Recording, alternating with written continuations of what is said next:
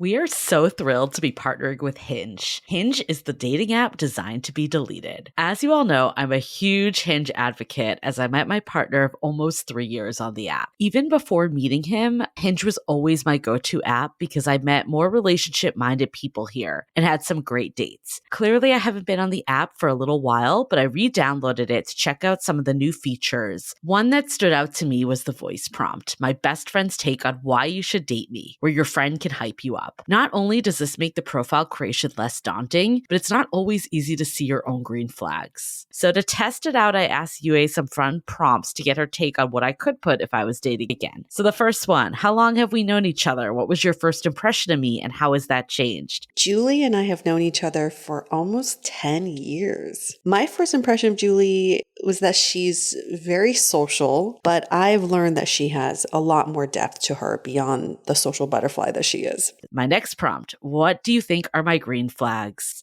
I would say she's deeply loyal. She believes in love, curious mindset, and she is fearlessly ambitious. And then last but not least, what kind of friend am I? Julie is the kind of friend who will always have your back, no matter what. Damn, that feels nice to hear. So download Hinge and try voice prompts today. Then find someone worth deleting the app for. Hi, I'm Yue Xu. And I'm Julie Kraftchick. We're active daters turned dating sociologists. Here to dive into everything modern dating and relationships. Welcome to the DATEABLE podcast. Hello. Welcome to this week's episode of Brunch Talk, where we address your dating conundrums. Whatever you're going through in dating, we promise that you're not alone. And if you're experiencing douchebag behavior, just know that douchebags have feelings too. And we're here to reform them all. That's our mission right there. Not to make you feel like you're never alone. Actually, that's our mission. One douchebag at a time. I do want to get to a review before we get to our question, because these reviews are pouring in and they're so good. They're so heartfelt. The latest one says, great podcast. I love this podcast. I don't think I'm the demographic. I'm a 59-year-old single female, but I enjoy listening every week. She also says, I pass along some of my favorite episodes to my adult daughters, one of them happily married, because there is so many episodes that are good reminders about the importance of communication and healthy ways to communicate no matter your relationship status. How wonderful is that? I love that. And everyone is our demographic, so we're happy to have you.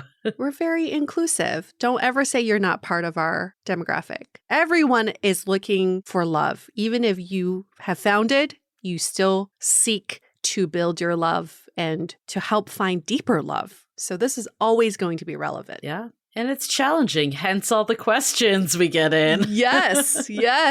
Good transition into the question. How much personal information should you talk about on a first date?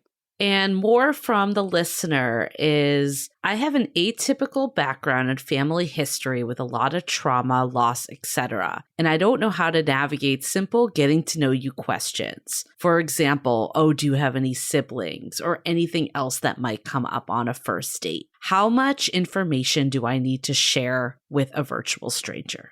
Yeah, what's TMI on a first date? There are certain topics that most people are comfortable discussing, and that's just like the normal stuff. Where are you from? How did you grow up? And what was your upbringing like? But then everyone has these topics that they're a little bit sensitive about. And personally, for me, it's better to talk about, hey, I'm just going to warn you, these are some areas that I'm not so comfortable discussing yet. You don't have to go into detail, but it's good to let the other person know. Otherwise, you're just kind of hiding the information or dodging the question. It's better to just address it up front. Not comfortable discussing that, maybe eventually, just so you know this has nothing to do with you.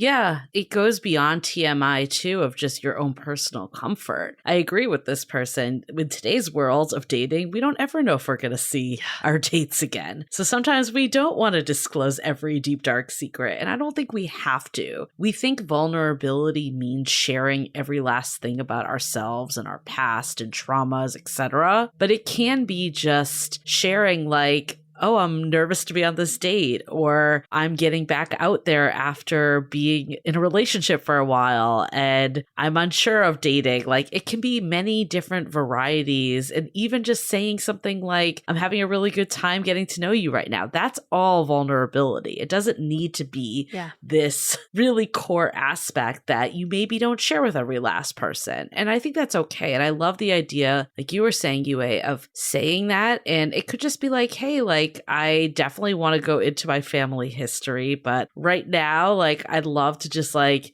keep it a little lighter until we get to know each other better. And I'm then an open book once I get comfortable with people or something to that sort. However, you can spin it that feels natural for you.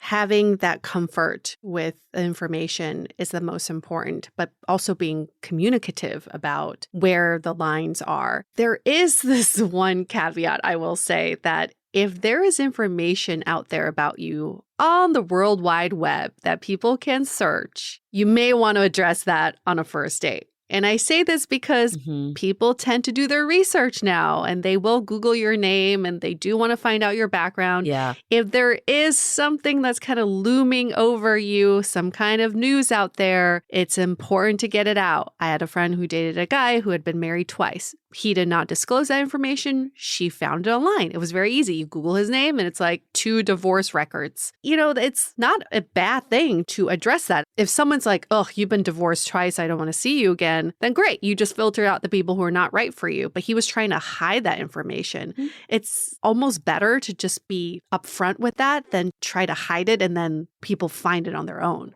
I think all of it is how do you tell your story too, right? I don't think you have to tell anything on a first date. I don't think you need to feel obligated if someone asks you. I'm going to use the family example because it's the one that was given. If someone tells you about their family, you don't have to feel obligated to share back. There's no rule saying you have to do this. That being said, if you're like, I don't want to tell you or make it weird, people might think like, oh, there's something big here. Yeah. Their mind might start to fill in the gaps. So what I would suggest instead of saying that is just kind of like move it along like, oh, but my chosen family, for instance, are my friends who I'm really close with, and kind of move the conversation there a bit. So again, depends on how you feel comfortable and what it is. Like you can, of course, say just like, hey, I'm not comfortable talking about that right now. I'd love to as we get to know each other more. But another method to just bring less impact to it is just to relate it to something else, but change the topic and own your story. Yeah, I love that. Own your story. You are the one controlling your narrative, so you can control how much you tell the other person. There is a thing called trauma dumping. We've talked about this on previous episodes. And sometimes don't do that. When you trauma dump, you tend to have verbal diarrhea and a lot of things come out. I think I've talked about this story before. I was on a first date with someone. Oh my God. He had a little too much to drink and ended up telling me about his ex-girlfriend who he knocked up, and then he made her get an abortion and she left him and he was still not over it and he wanted to apologize to her,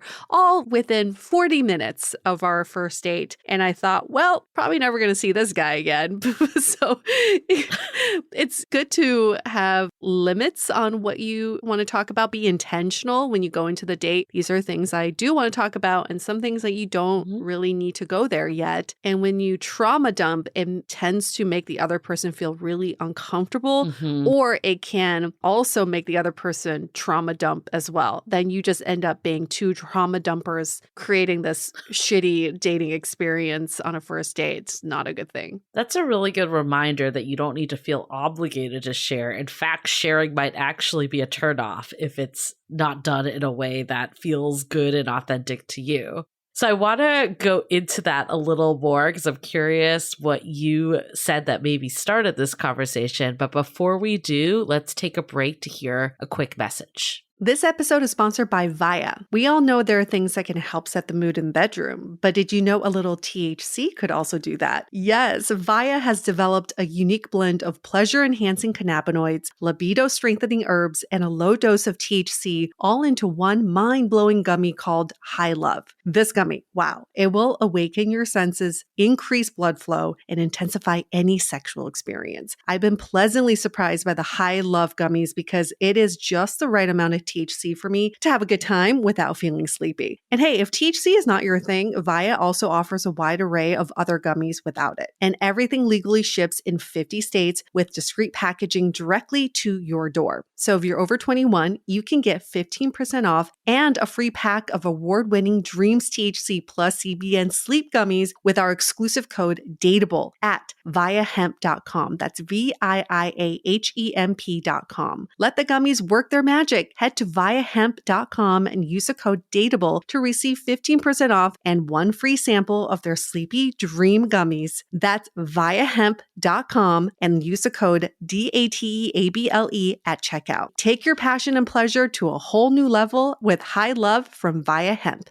This episode is made possible by Armoire. Armoire makes getting dressed easy. With a clothing rental membership from Armoire, build the perfect wardrobe with brands that are high quality, unique, and recommended just for you. All you have to do is take a 5-minute style quiz and select items from your dynamic, personalized closet. The styles show up at your door in as little as 2 days. Then when you're ready for new clothes, just swap them out. Listen, I live in Southern California. There is absolutely no need for puffer coats or any sort of those winter jackets. But when I travel anywhere else in the world in these cold months, I'm often burdened with the task of getting winter clothes. And now with Armoire, I can just rent my winter wardrobe. It's brilliant. Right now, our listeners can give Armoire a try and get up to 50% off their first month. That's up to $125 off. Just visit armoire.style/dateable. That is armoire.style, spelled ARMOIRE.style/DATEABLE to get up to 50% off your first month and never worry about what to wear again.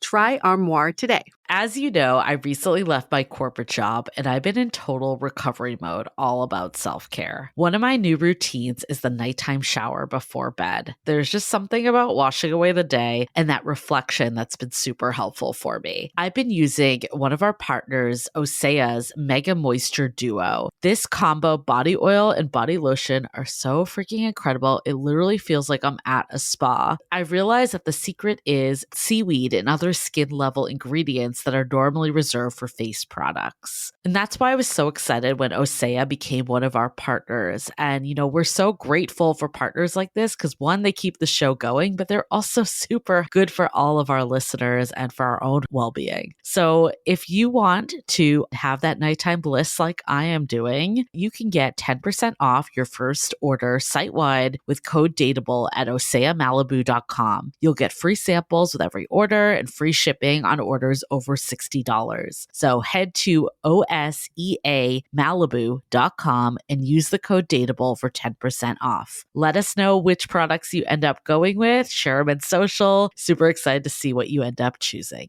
Okay, so Yue, when he trauma dumped, was there something you asked him that prompted it, or did it just come out? I felt like a very normal question. What has been your dating history? And it started out very general. We talked about our long-term relationships. I had just gotten out of my 2-year relationship. He had just gotten out of a 4-year relationship. So I thought that would just end there, but then took another sip of his tequila soda and then he went on to say, and but there's more. Diarrhea began. Yeah. I mean, I think that's why I asked, though, is you can stop at any point. Like you said, if he had just stopped right there about the 4-year relationship, you probably would have moved on to some other topic. But now, because we went down that path, that's how you'll forever remember this guy. Yeah, I don't even remember his name. And when we left the date, he said, this was one of my best first date experiences. Sadly, because he got to talk about himself. I had a date like that the guy basically told me about his ex, and I actually saw before the date, I looked him up on Facebook, so this goes to your point about the internet, and I saw a recent engagement photo from about 4 months before we went on the date. So I was like going in kind of like, I don't know about this, but his ex came up and he said, I promised myself I wasn't going to talk about her. Oh boy. Could have stopped right there, but didn't. I learned about their lack of sex life, their money issues. Again, I can't remember this guy's name either. There's no reason that I needed to know any of that. Like you didn't need to know about the guy that you were talking about. So that again confirms that you don't owe anyone anything. The idea, though, is to connect with people. So there is a line, right? You want to still put yourself out there. You don't want to just be like, I don't want to tell anything about myself. That's not a good place to be in either. But I would say if you have a few areas that you know are sensitive for you, like this person saying that she doesn't necessarily want to go into family and siblings and all of that, how do you create a message that you've already come up with so you know how to answer this? You're not put on the spot. We all know the couple things we probably don't want to talk about. Like, I think there's a big difference. I'll just use the divorce example that you brought up. There's a huge difference of saying, I was divorced, my ex is the worst, and go on and talk about all of your issues together, versus saying something like, hey, when I met my ex, still think they're a great person, but we were very different when we first met, and we've grown a lot over the last couple years. We realized that we unfortunately grew apart. Now, being on my own, I've become more clear about what I want and what I'm looking for, and I feel like I'm in a much better place to meet the right person. That's such a difference of a story right then and there, and you're now addressing it. You're not making it this big thing, but you're also alleviating the person that you're talking to, that there's some big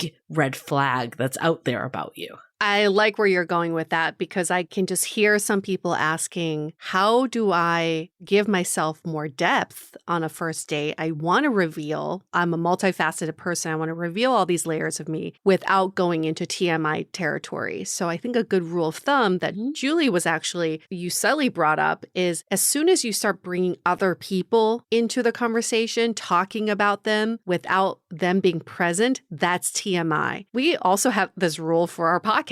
When we interview people, we tell them, let's not bring other people who are not present into this conversation. We want to hear how you dealt with the situation. What was your experience? So what you just said, there's a big difference between, I was divorced twice, both my exes were crazy, one was a drug addict, I found the other one cheating in my bedroom, versus, right, Tony should know that.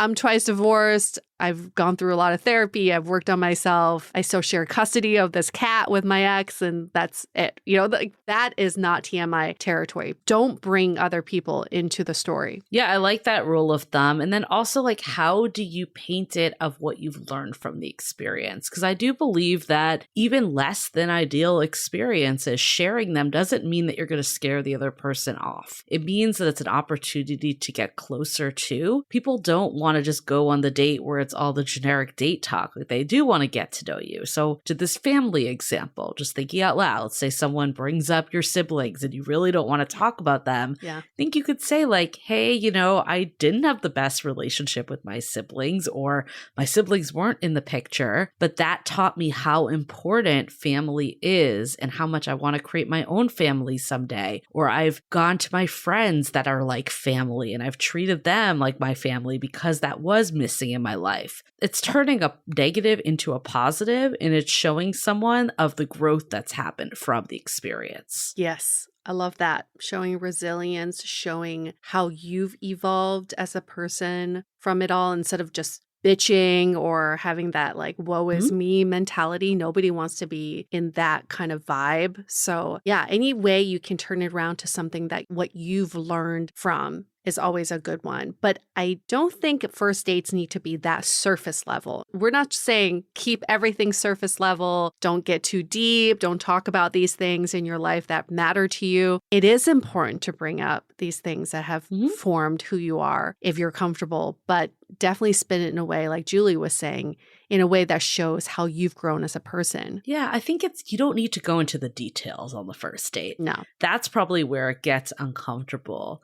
Like, just saying that you didn't have the best relationship or the best family situation growing up, if you were to see that person on the street, like, how much are they going to really gossip about that? There's not much to gossip about. But if you go into like all the issues that unfolded over decades of your lives, then maybe they're going to be like, oh yeah, I remember this person as X, like we were saying with the two people that we brought up, instead of who they actually are. That stuff can be saved for when you're actually a couple, or at least on the way to being a couple. You do not need to say that on date one, but how do you address it in a way that moves the conversation along, makes it feel like you're not avoiding something so someone thinks that there's more to it than there actually is? And how do you do it in a way that just continues to create connection with someone, opposed to feel like you're hiding stuff? Right. Yeah, I love that. You're painting the outline of who you are. And as you get to know each other better, you can fill in and color in and go with more lines that show who you are. But the first date, you're just giving them a nice outline. Yeah. That's good enough. But beyond that, it's not very necessary. I'm still learning about my partner after almost 5 years of being together. Recently, I learned something pretty big that just came up. And I thought, wow, it's going to be a lifetime of learning. Interesting. And that's something to look forward to. So you're just scratching the surface on the first date. Do not need to tell them everything. Yeah, and you choose what feels comfortable for you. Of course, thinking about also what's comfortable for them. Right. Hence the trauma dump TMI. But on the edge of, I don't want to have to share all the stuff, like you decide what that line is. This is in your control. You don't have to feel obligated to tell anyone anything as we've gone into. Good luck with those first dates. Keep us updated. Ask us more questions. We always love addressing the questions you all have sent in. You can email us hello@dateablepodcast.com. You can DM us on Instagram @dateablepodcast is the handle, or you can leave us a rating and review in Apple Podcasts. Give us 5 stars first, and then you ask the question in the review part, and we'll answer it first next time. We'll push it up to the front of the queue just for you because you are special. Yes, and we'll see you next week. Bye. The Dateable Podcast is part of the Frolic Media Network. Find more podcasts you'll love at frolic.media/podcasts. You can follow us on Instagram @dateablepodcast and visit dateablepodcast.com for access to all the episodes and our premium programs. Also, make sure to subscribe today if you haven't already on Apple Podcasts, Spotify, or your favorite podcast platform so you are the first to get all the latest episodes. And most importantly, stay dateable.